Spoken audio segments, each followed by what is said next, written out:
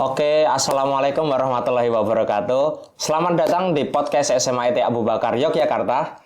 Kali ini bersama saya Raihan Amta Ahmad, yang insya Allah akan menemani kalian di sesi podcast episode 1 kali ini. Kali ini aku nggak sendiri nih, aku lagi sama narasumber kita, yang juga teman sekelasku. Ini dia Muhammad Ridho Al-Zulfikar. Halo Dok. Halo semuanya. Ya, dia memiliki sejumlah prestasi di bidang akademik dan berpengalaman di bidang olahraga maupun organisasi. Bahkan ia juga pernah menjabat sebagai ketua organisasi pemuda di lingkungan rumahnya. Mungkin bisa dijelaskan lebih dekat, kamu ini gimana sih orangnya, Dok? Oke. Terus keseharian kamu akhir-akhir ini ngapain aja? Oke, siap. Pertama, perkenalan dulu ya. Ya. Assalamualaikum warahmatullahi wabarakatuh. Perkenalkan, nama aku Muhammad Ridho Zulfikar. Kalian bisa manggil aku Ridho. Jadi aku lahir di Sleman tanggal 29 April 2008 ya. Rumahku di Karanganyar, Pergangsan, Jogja. Dan tadi kamu tanya ya, kesibukan ya? Iya. Kesibukan akhir-akhir ini ya aktif di MPK. Habis itu olahraga. Ya sama aktif di bidang masjid di rumah gitu. Oke. Itu aja sih. Untuk sementara gitu aja. Jadi akhir-akhir ini kamu ada les nggak sih? Kamu ikut les apa gitu? Kebetulan ada les sama guru sekolah malahan. Guru sekolah nih ngajar di kelas kita juga. Walah. Iya. Jadi gitu. gini Dok, aku di sini tuh mau nanyain gimana sih kamu ini bisa, kan kamu memiliki label sebagai salah satu siswa berprestasi ya di SMA IT. Yo. Iya. Ngeri sih, ngeri. Aku mau tahu nih gimana sih kamu bisa mencapai titik tersebut. Untuk mencapai bidang prestasi ya, ini akademik. Iya. Untuk akademik sih, setiap orang beda-beda, itu pasti.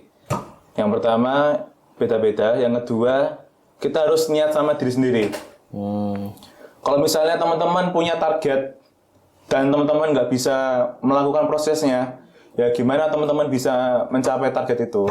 Gitu. Jadi, yang pertama harus niat, yang kedua harus bisa, aku harus effort. Misal, teman-teman punya target, aku mau ranking 3 besar di sekolah. Nah, teman-teman harus niat, wah aku harus belajar, aku harus doa, gitu. Gitu. Jadi harus diimbangi dengan usaha. Mimpi boleh, tapi harus ada usahanya juga. Harus ada usahanya juga. Terus yang ketiga, jangan lupa doa. Itu penting banget. Ya. Jadi kalau usaha tanpa doa itu mustahil banget. Ya. Boleh kasih contoh nggak? Kayaknya aku dulu pernah ngerasain sih. Gimana tuh? PAS apa PHB? Oh, PAS. Gimana tuh? Jadi kan gini, ada cerita. Dulu pas awal semester aku ada mata pelajaran MTKL. Iya. Bodoh banget. Nggak bohong nih, bodoh aku. Ya. Bodoh banget. Nilai jelek, 60, 70. Ya. Padahal kuliahku kan mau ngambil teknik mesin. Nah, teknik mesin kan harus ngambil MTKL sama fisika. Iya, benar. Sementara nilai MTKL ku jelek. Jadi mau nggak mau aku harus berbenah diri. Ya. Itu aku mulai berbenah diri itu pas seminggu sebelum PAS MTKL. Ya. Mepet banget ya. Iya mepet, makanya mulai belajar dari awal Ustazah Susanti ngajarin. Dari awal aku pelajari sendiri. Ya. Sama aku doa. Ya Allah, tolong mudahkan aku dalam melaksanakan ujian PAS MTKL. Sungguh saya hanya bisa berusaha dan berdoa. Untuk hasilnya saya serahkan padamu. Sungguh saya hanya bisa berusaha dan berdoa dan hasilnya saya serahkan padamu. Hasbunallah wa ni'mal wakil, ni'mal maula wa ni'man nasir. Wala haula wala quwwata illa billahil aliyyil azim. Ya. Jadi berusaha dan berdoa. Ya. Dan alhamdulillah kemarin pas ujian PAS MTKL, nilai ujian MTKL ku alhamdulillah 80-an. Alhamdulillah. Padahal sebelumnya nilai jelek 70, bahkan sampai 60, 50 juga pernah. Ya. Itulah kekuatan doa. Jadi di samping ikhtiar harus ada tawakal yang mendampingi. Betul, juga ya. harus ada doa juga. Mustahil kan kalau kita usaha tanpa doa. Ya, gimana Allah mau mengabulkan nek kita aja nggak ngomong ke dia. Ya. Benar. Gitu, nggak cerita ke dia gimana mau dikabulkan sama Allah gitu. Terus gini Kak, aku mau nanya, aku manggil kamu Dok aja mungkin ya? Ya nggak apa-apa. Temen ya? Kayak di kelas aja. Iya, santai aja kali ya. Ya ngobrol santai aja. Terus gini Dok, kamu pernah nggak sih ngerasa dijauhin, disalahpahamin, atau dijudge sama orang lain karena mungkin perspektif kamu berbeda dengan orang lain gitu? Mungkin karena perbedaan pemikiran ya. Iya. Jadi dulu Bisa sih. Pas masih menjabat sebagai ketua organisasi kepemudaan di rumah, Iya. itu ada satu proker yang harus dilaksanakan, yaitu proker Ramadan. Iya. Ibadah Ramadan di masjid dan musola. Nah, target utamanya kan kepada anak-anak. Nah, sebagai ketua, aku memberikan saran untuk memberikan sebuah acara baru. Sebuah acara baru pada anak-anak. Jadi anak-anak tuh bisa acaranya nggak monoton, nggak kayak dulu. Ada suasana baru gitulah. Ya. Oh. Tapi qadarullah dari teman-teman seorganisasi itu nggak sepemikiran. Harusnya kalau nggak sepemikiran kan dimusyawarahkan kan. Iya. Dimusyawarahkan bareng-bareng, ngobrol bareng, didiskusikan. Baiknya gitu kan. Iya. Nah, tapi ini mohon maaf ya kalau misalnya indir teman gitu kan. Dia malah mengajak teman-teman yang lain buat dongkol. Jadi malah bersekongkol ya mereka buat lawan kamu. Iya, malah nggak support gitu. Jadi gimana mau gerak? Ya, organisasi nggak bisa gerak tanpa dukungan teman-teman. Benar banget. Nggak bisa organisasi gerak cuman satu orang tok, nggak bisa. Harus ada kelompok yang bergerak bersama. Nah gitu. Oke. Makanya ya itu tahun yang lalu sih aku keluar dari itu organisasinya karena ya teman-temannya nggak bisa diajak berkomitmen. Iya. Dan malah menjatuhkan aku dan segala macam ya. Itu yang membuat aku keluar. Malah mungkin kalau dilanjutin bisa semakin memperburuk keadaannya. Iya, lebih baik keluar kan daripada kita yang sengsara. Iya. Mending kita yang keluar aja dari lingkungan itu. Oke. Terus pertanyaan selanjutnya nih. Menurutmu Dok, gimana sih cara menjaga hubungan pertemanan di era tengah kamu sibuk-sibuknya nih kelas 11 kan ada les, terus belum belajar di sekolah, ekskul juga. Itu gimana sih kamu cara menjaga pertemanan? Ya kayak kalau jaga pertemanan sih ya itu tergantung kitanya aja sih, tergantung karakter bonding kita sama temen gimana. Jadi kayak misalnya ya aku sama kamu kan kita sering ngobrol di kelas tuh. Iya. Sering ngobrol, sering jajan bareng Iya ya, sih. sering kemana-mana bareng ya. Kalau bisa di tengah-tengah kesibukan itu diluangkanlah waktu buat ketemu. Ya, Oke. ketemu di coffee shop atau di mana atau jajan gitu kan. Kafe gitu ya. Ya, kan kayak anak muda kan senengnya Iya sih. ngafe kan, coffee shop. Anak muda. Ya, kalau enggak, ya minimal mabar. Jadi kalau cowok, ya fun fact ya teman-teman, cowok itu kalau nggak ada waktu buat main keluar, itu biasanya mabar game. Ya. Game apapun itu. Apapun itu ya, apapun main game itu mesti mabar, main bareng. Ya. Habis belajar kadang capek, mau refreshing, nge-game. Nah, itu nge-game. Biasa. Biasa itu kalau cowok gitu biasa. Ya enggak? Iya benar sih. teman-teman Aku juga kan? relate sih. Nah, bener kan? Aku relate sih. Betul kan? Nah, game biasanya ada yang main ML, FF, Delta Force ya segala macam. Nah, kayak gitu. Jadi Kalau bisa hubungan sesama teman itu terjaga. Ya, jangan sampai rentan. Soalnya gini, Allah menyukai orang yang suka menjaga silaturahmi. Ya. Jika hubungan silaturahmi terjaga, insya Allah rezekinya bakal terus mengalir. Ya, insya Allah. Itu kata Allah.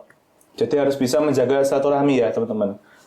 Ya. Jadi di tengah kesibukan kita tetap harus meluangkan waktu buat teman juga ya. Betul, gitu. Harus bisa ya ketemuan lah atau enggak Minimal ngobrol. ketemuan gitulah ya. Oke. Kalau nggak sempat V-call bisa kan, ada WhatsApp sekarang, Iya. gampang. Iya. Gampang. Terus sini lagi nih. Ada nggak sih kebiasaan sosial yang kamu tuh pelajarin di SMA dan masih kepake sampai sekarang? Kayak kita ketemu sama tetangga gitu ya? Atau gimana? Bukan, kayak misalnya kamu nemu kebiasaan sosial baru nih pas SMA. Terus sampai sekarang kamu tetap melakukan hal tersebut. ini sih saat ketemu Ustadz Gimana? aku ngobrolnya pakai bahasa Jawa kromo. Oh, Ya. lebih sopan ya? Lebih sopan. Jadi ini kebiasaan baru saya, kebiasaan baruku. Jadi kalau ngobrol sama orang tua itu ngomong pakai bahasa Jawa kromo. Kalau bisa. Kalau bisa. Kalau bisa. Tapi nggak apa-apa teman-teman ngomong pakai bahasa Krama, campur bahasa Indo nggak apa-apa. Kan unggah-ungguhnya nek ngomong sama orang yang beda pakai bahasa kromo kan. Iya. Nah benar. itu. Aku terapkan kalau misalnya ketemu sama tetangga, sama ya tetangga di rumah lah, atau orang tua di mana pun, ya ngomongnya pakai bahasa Krama. Oke oke. Walaupun campur bahasa Indonesia ya tetap pakai bahasa Krama gitu kan. Jadi tetap mengutamakan kesopanan gitu. Iya, unggah-ungguhnya gitu kan. Unggah-ungguhnya masih terjaga gitu loh. Oke. Apalagi zaman sekarang kan, apunten, banyak anak muda yang adabnya kurang terjaga lah. Udah mulai ditinggalkan Iya, budaya. bahasa krama gitu. Tata tertibnya terhadap orang tua nggak terjaga, banyak nggak sopan, itu kan banyak sekarang. Kamu nggak salah satunya ya? Ya, kalau itu nggak tahu ya. Kalau untuk penilaian diri sendiri kita nggak bisa menilai. Iya sih. Orang lain yang bisa menilai, gitu. Oke oke. Nggak bisa menilai sih. Terus lanjut nih kak. Lanjut nih dok. Santai wae lah. Oke oke. Santai wae santai wae. Iya, iya. Kan kamu kan pernah jadi ketua kan nih ya. Ya. Menurutmu pemimpin yang baik itu harus tegas atau pengertian nih? Atau malah dua-duanya? Jadi kalau jadi pemimpin itu kalau bisa yang bisa tahu karakter setiap anggotanya. Kita nggak bisa tegas tok nggak bisa. Itu nggak bisa itu. Ya. Jadi kita harus tahu karakter setiap orang gimana. Misal teman A itu orangnya agak susah nih diajak. Maunya dia main game dulu baru diajak berkomitmen bareng. Ya kita ajak main game dulu bentar. Main game ayo mabar sih yo. Ya yo. Tapi balik ya kerja yo ya. Harus tahu karakter setiap orang gimana. Kita nggak bisa mengikuti ego kita. Ya. Sesama manusia itu harus bisa menjaga hubungan dengan baik. Nggak bisa tuh, ego ketemu ego, hancur. Iya sih, benar-benar. Tapi kalau misalnya kita tahu karakter orang masing-masing, ya insya Allah bisa kebentuk itu. Karakter bonding, kebentuk kedekatan terhadap teman-teman, dan lain-lain lah. Jadi kurang lebih tegas dan pengertian itu saling melengkapi ya? Iya, saling melengkapi dalam pendekatan terhadap teman-teman lain gitu. Oke. Sebagai pelengkap lah, ya. Gitu. Terus gini, menurutmu dok, pengertian pemimpin itu apa sih? Pemimpin itu adalah orang yang bisa Pemimpin itu adalah orang yang bisa membawakan sebuah kelompok Iya. menuju tujuan yang ditargetkan bersama. Ya, jadi pemimpin itu adalah seseorang yang bisa membawakan kelompok itu menuju target yang diinginkan. Ya, jadi target yang diinginkan tuh bisa tercapai bersama. Ya, melalui pemimpin itu dan juga kerjasama para kelompoknya. Gitu. Oke oke. Terus gini, kan tadi kamu bilang nilai MTK ilmu turun tuh. Ya, Terus kamu berusaha memperbaiki dengan cara ikhtiar dan tawakal. betul. Nah, menurutmu dok, nilai itu segalanya atau ada hal lain yang lebih penting sih? Kalau menurutku nilai itu tergantung sih. Tergantung ya. gimana tuh? Kalau mau masuk perguruan tinggi, Ya, masuk perguruan tinggi pasti butuh nilai. ya. Pasti butuh nilai. Jadi nilai itu juga penting nilai. Nilai penting, tapi yang paling penting yaitu pengalaman. Pengalaman ya. Jadi kalau misalnya kita punya pengalaman, mau berada di situasi apapun itu gampang. Jadi kita misalnya, aku nih jadi anggota di MPK, terus ada problem. Ya. Nah, kalau aku nggak punya pengalaman, ya gimana mau problem solvingnya gitu kan? Benar sih. Nah, Ya. kalau punya pengalaman misal, dulu aku punya pengalaman ngurusi bagian ini. Nah, terus kepakai itu di MPK. Nah, tiba-tiba ada masalah, ya alhamdulillah bisa terselesaikan gitu. Itu sih yang penting tuh pengalaman dan nilai juga penting ya teman-teman, nilai juga penting. Apalagi yang mau masuk perguruan tinggi negeri khususnya, ya itu juga penting. Ya penting banget. Oke. Apalagi kita yang masih siswa gini kan, ya harus bisa seimbang lah. Mau main boleh, mau dapatin nilai juga harus bisa. Jadi pengalaman itu kalau misalnya kita udah ngelewatin sesuatu gini, jadi kita tuh kayak lebih tahu gitu ya. Ya, lebih dewasa dalam menghadapi masalah. Ya sudah, Tuh. bahasanya sudah mulai terbiasa gitulah. Oh ya, sama tambahan koneksi. Relation, networking. Oh iya sih, Ya. itu juga lumayan. Jadi relasi sama teman-teman itu penting. Ya. Jangan sampai teman-teman itu jadi, mohon maaf ya, kutu buku. Ya. Kutu buku nih. Kutu buku tuh kayak orang yang, wah, urip kuwi mek belajar.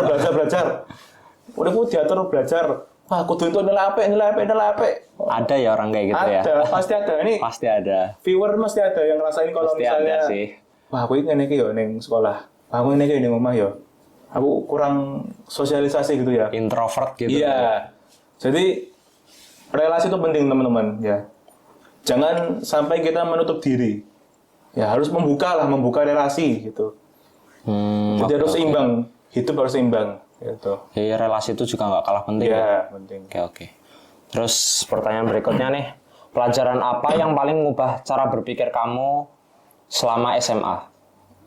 Pelajaran apa nih yang mengubah pikiran kamu? Pelajaran kayak gimana maksudnya? Pelajaran di sekolah? Yang bisa mengubah sikapku. Pelajaran, kalau pelajaran nggak ada sih, tapi yang kayaknya nasihat dari ustadz. Oh, nasihat dari Ya, Ustaz. kalau pelajaran nggak ada. Kalau pola pikir itu kan terbentuk dari advice ya.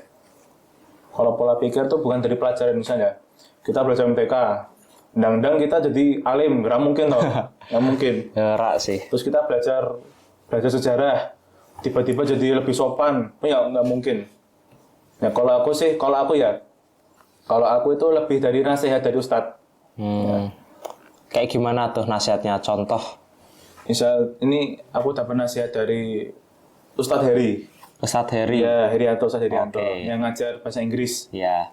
Ya, itu udah bilang, Mas, kamu cobalah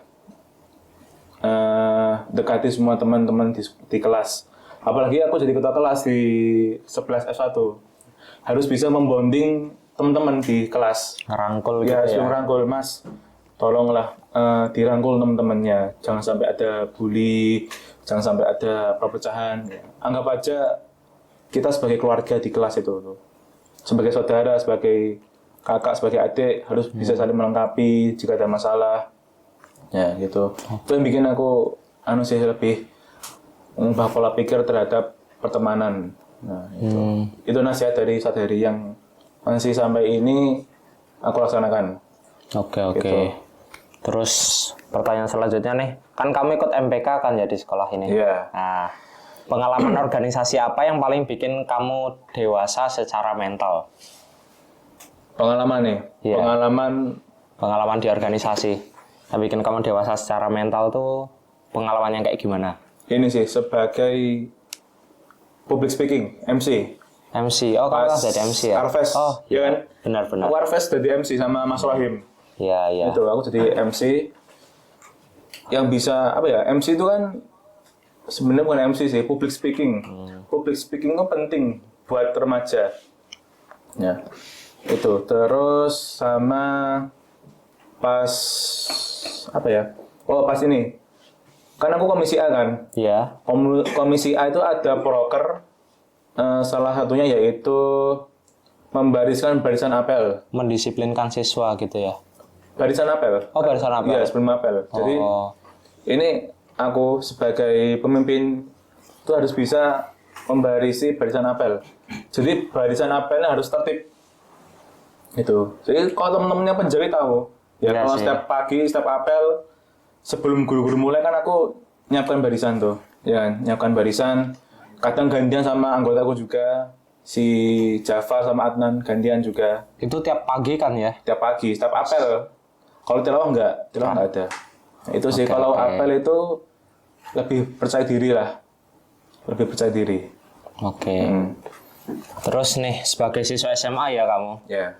apakah berorganisasi sama pentingnya dengan mengejar nilai akademik di sekolah?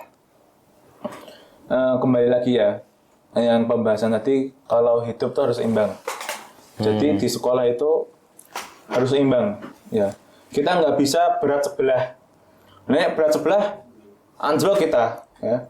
Misal kita berat di organisasi, terus belajar kita keteteran, yuk kita gagal gitu loh.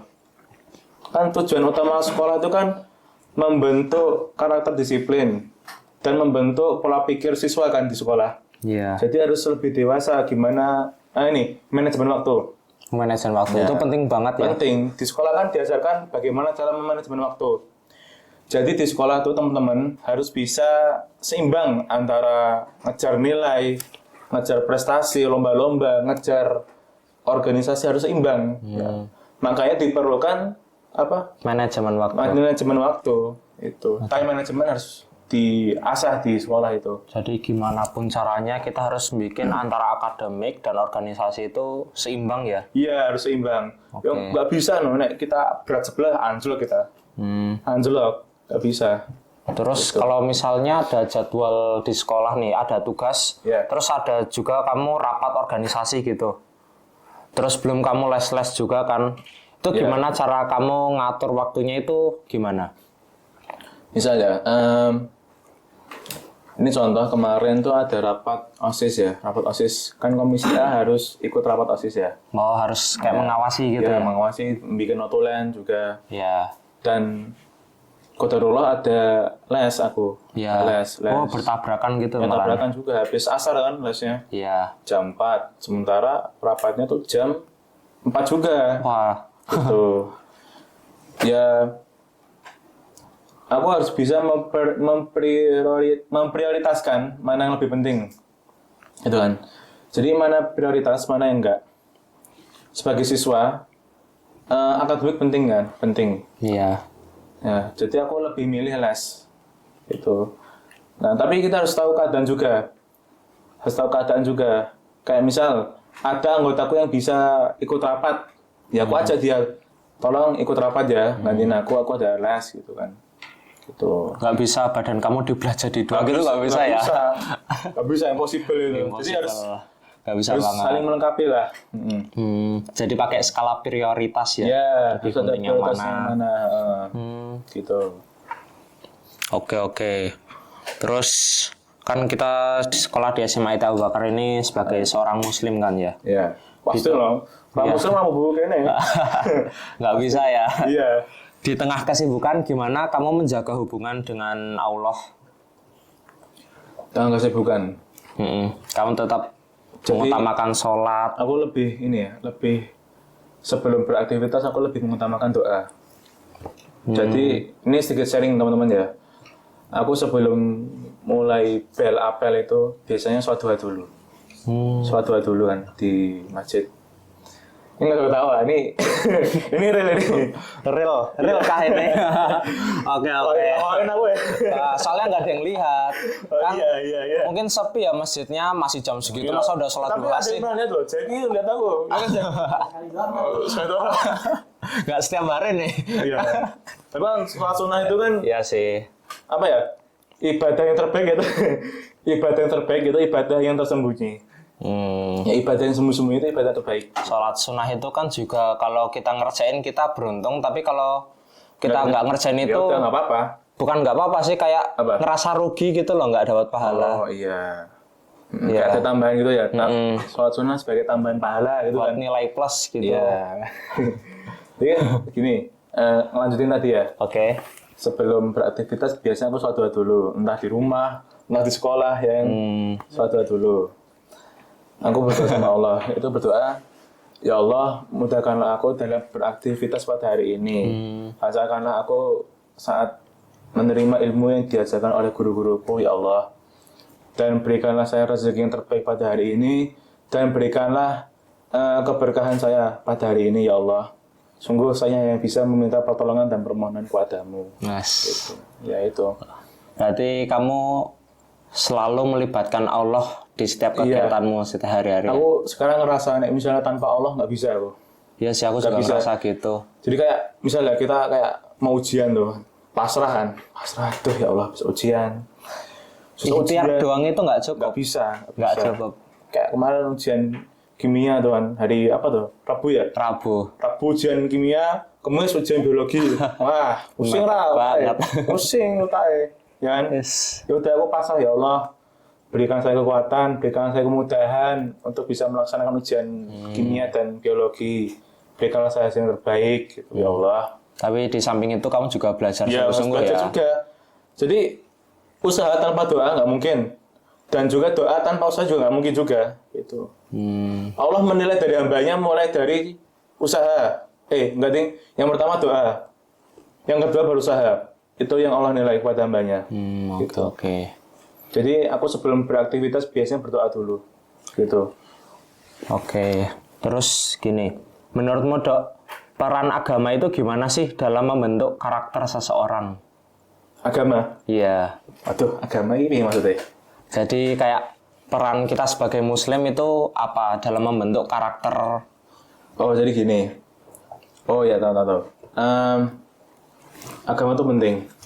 Apalagi di dalamnya terdapat Tuhan yang pasti memberikan kemudahan bagi hambanya.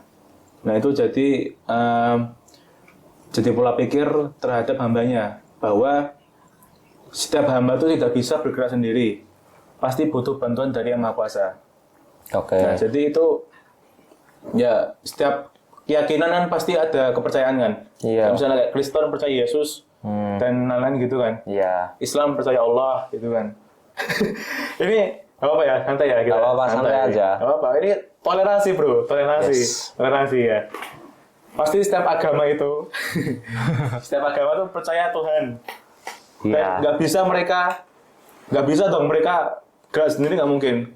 Iya. Gitu. Jadi pasti setiap umat beragama itu minta tolong ke Tuhannya. Iya. Kalau nggak punya Tuhan ya ateis dong. Ateis. Nggak punya agama. Iya, agama. Makanya itu penting itu agama. Dan nggak offside ini nggak offside. Ini namanya toleransi bro, toleransi. Toleransi nih. Iya, Gimana toleransi. sih? Ya gitu. Jadi nggak mungkin umat beragama itu nggak mungkin nggak doa kepada Tuhannya. Pasti berdoa. Entah minta apa itu. Pertanyaan terakhir Dok. Apa sih pesan kamu buat adik-adik kelas yang sekarang mungkin sedang menempuh pendidikan tapi juga ada kesibukan lain di tengah pelajaran itu, misalnya organisasi atau les, mungkin ekskul juga. Nah itu untuk pesan kamu gimana? Oke. Buat adik-adik biar semangat belajar. Untuk kelas 10 ya. Ini masih permulaan buat kalian. Benar. Jadi jangan kemakan caption yang kelas 10 santai, masih kelas 10 santai gitu. Enggak. Jangan. Justru kelas 10 itu permulaan. Jadi bagaimana kita harus bisa masuk kondisi di SMA. Apalagi masa peralihan dari SMP SMA tuh beda banget. Beda banget. Beneran. Di Rasa SMP, sih. apalagi SMA kan menentukan masa depan. Iya. Ya, jadi buat kelas 10 ya. Kalau bisa jangan santai-santai. Boleh santai, tapi harus ada waktunya. Nah, ini kembali lagi seimbang. Nah, seimbang. Nggak bisa berat sebelah. Nek kalian berat sebelah anjlok. Ya. Misal kalian lebih berat di ekskul, futsal, basket, apalah macamnya. Nah, sementara di pelajaran kalian keteteran, nilai jelek, ya. Gimana kalian mau memasuki era baru itu loh, memasuki masa-masa baru, nggak bisa. Soalnya kelas 11 tuh udah mulai sibuk-sibuknya ya. Sibuk banget. Ya gitu. Makanya kalau kata orang Jawa itu sembodo. Sembodo ini. Sembodo itu ya tadi. Oh, bukan itu, beda lagi. Sembodo itu artinya seimbang. Jadi kamu main tapi kamu belajar juga iya. Work hard, play hard, bro. Buset. Gitu. Oke. Aplaus. Oke. Oke, siap. Oke, Dok, makasih ya mungkin Ya, buat waktunya dan juga insight barunya Sama-sama. yang semoga bisa bisa membuka membuka insight baru buat kita lah Iya. gitu buat kedepannya. Semoga bermanfaat. Iya. Ini ya, fun fact ya, aku tuh sebenarnya tamu tuh bukan asli aku sebenarnya. Lah, siapa dong? Harus ada lagi yang lainnya. Harusnya kamu nggak sih? Bukan aku. Jadi gini ceritanya. Kemarin tuh hamil berapa ya? Hamil berapa sih? Hari Kamis itu tiba-tiba disuruh ngisi kan. Waduh, Mepet banget. siapa? Kan nggak pernah ngisi podcast. Belum gitu ada kan. persiapan juga ya. Tapi untungnya si Anta bilang santai wae kayak ngobrolin kelas ngono Santai wae, aja, gitu. ya. Jadi inilah podcastnya. Jadi podcast. Iya. Gitu. Oke, mungkin segitu saja untuk podcast SMA Abu Bakar episode pertama kali ini. Ya. Sekarang aku mau nutup pakai pantun nih. Kamu bilang cakep ya, Dok? Mau? Wih, jangan gitu dong, harus kerja sama. Oh iya boleh. Nah, mungkin yang menonton juga bisa bilang cakep kali ya. Nggak apa-apa. Ini Biar- cuman pantun basa-basi aja. Nggak apa-apa, kan Oke. penutup. Oke, penutup sebagai Biar penutup. asik gitu kan. Ubur ikan lele. Asik. Ah. Ulangi. Ulangi yang bener dong. Iya, sorry. Oke. Ubur ikan lele. Cakep. Sampai jumpa di episode berikutnya ya, Le. Oke. Oke. Wassalamualaikum warahmatullahi wabarakatuh.